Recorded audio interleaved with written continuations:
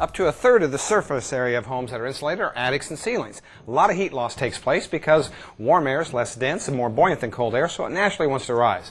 So how we pay attention to insulating our attics and ceilings is critical to the home's overall performance for comfort and energy efficiency.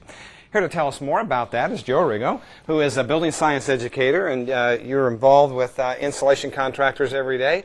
What are some of the problem areas that we ought to pay attention to? You know, Steve, there's a number of areas that we're really concerned about when we insulate the attics. There are often obstacles or obstructions in the attic that causes difficulty for us to get around. We also need to look at things like catwalks or electrical wiring. If those insulations are blown in, those often can be obstructions that the insulation installer may not get around. Okay, batt versus loose fill. What are your thoughts on that? Well, we need both products, quite frankly. Sometimes the loose fill insulation is easier to install and has a couple of advantages. The loose fill insulation fits over the entire ceiling cavity, including covering all of the trusses or wood framing, which is a weak point in the roof system. So oftentimes the loose fill insulation is a very good way to insulate the attic. What's your thoughts on raised heel trusses? Energy efficient trusses are definitely something I'm a proponent of, because we can get more insulation over the top plate where the weakest point of the wall is. Insulating over that top plate and adding that energy efficient truss gives your insulation contractor just a couple of more inches, which will add significant R value. Now, another problem area is HVAC systems that are mounted in attics. HVAC systems mounted in attics create a plenum, and that plenum needs to be insulated prior to the drywall. We need to insulate and encapsulate that whole building plenum so that the insulation surrounds those mechanicals. Yeah, and also the insulation needs to go on before that equipment's set. Otherwise, you never get a chance to insulate that space. You'll make the installer's life very difficult. Now, with regards to loose fill insulation, what's your tips on that? You know, the number one thing is, of course, is to look at the manufacturer's recommendations for your machine settings.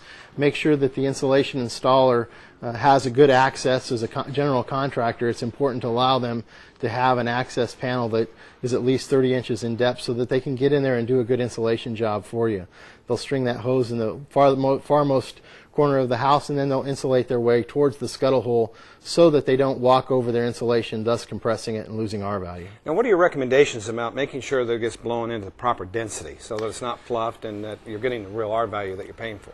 Well, the key to density is honestly looking for a contractor that will install things like attic rulers to ensure that the depth is correct, and also will use an attic card to tell you as a building contractor how many bags were installed. That allows you to verify the square footage divided by the maximum coverage per bag, and that will tell you that they installed the correct number of bags, which will be the density number. So it's important to count the bags. It's important. Cathedral ceilings can be tough to insulate, particularly in areas where you have knee walls.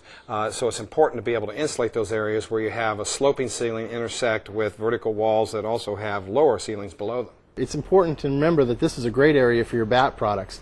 Because the insulation installer won't be able to actually get down into that cathedral ceiling or might not be exposed, we need to insulate with batts. It is important to make sure that those batts go over the top plate. That's an often missed area. Now, would you agree that a lot of insulation installers really have a hard time trying to understand where the thermal envelope starts and stops? It can be difficult, and I got to tell you that we're getting more and more buildings that are architecturally pleasing, but it makes the insulation contractor's job much, much harder. What about attic accesses? Also need to be insulated to the minimum R value that the attic is installed. Typically that's done by installing insulation over a hard cover such as drywall or plywood. Yeah, and then batts are a great choice for that. Batts are a great choice. Thoughts on baffles? Baffles are important. Different climate zones require a different amount of ventilation, and it's important that we install eave baffles wherever there are vents so that we ensure the insulation doesn't move over the top plate if it's loose fill or blown in, and we allow for that adequate ventilation of the attic or roof space. Let's talk about, specific to California, there are some requirements that you have to do in order to get the energy compliance credit. Specifically, the inspector is going to be looking for several things. First of all, when they inspect the attic, they want to see that the insulation is in full contact with the air barrier. So we need to make sure that all insulation is touching the drywall surfaces. The other thing they're going to be looking for is attic rulers. The requirement is one attic ruler per every 250 square feet of attic space. Those attic rulers should be placed so that they can easily be inspected when the inspector puts his head through the hole. What about density? The HERS raters are going to be doing some third-party testing of density as well to ensure that the attic is completely insulated not only to the correct depth but also the correct density. How are they going to test for that? They're actually going to weigh the sample from the attic space, and based on the manufacturer's requirement per cubic foot of insulation, they'll be able to evaluate whether the installed R value is accurate or not. Yeah, density is important in order to make sure that you're getting the insulation you're paying for. Anything else specific to California?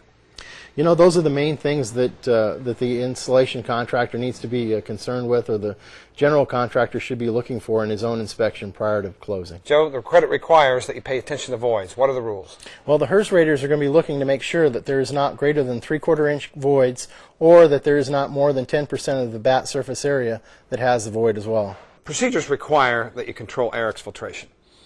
We need to look at hard covers and to make sure that those are sealed tightly. Any penetrations in the thermal envelope, such as wire penetrations or holes, also must be foamed or caulked shut. Attic bypasses are a big deal. Obviously, you can get a lot of heat loss around these. The code requires fire blocking, but you really need hard covers in addition to that. Basically, what you're creating is an air barrier in areas that might have two ceilings, for example, or plenums for ductwork, areas that might have large opportunities for air to exfiltrate. Those are big chases that air will escape if allowed to.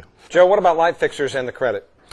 Light fixtures are going to be looked at in a couple of ways. We need to make sure that the light fixtures are IC rated, so they're insulation contact rated, they're airtight, and also that they either have a gasket or they're going to be sealed for air infiltration purposes. Well, Joe, great information. Thanks for being here.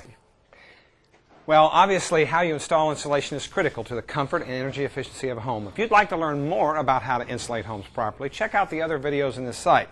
And don't forget to get the credit. You have to fill out a CF6R form if you're the installer and a CF4R form if you're the HERS rater.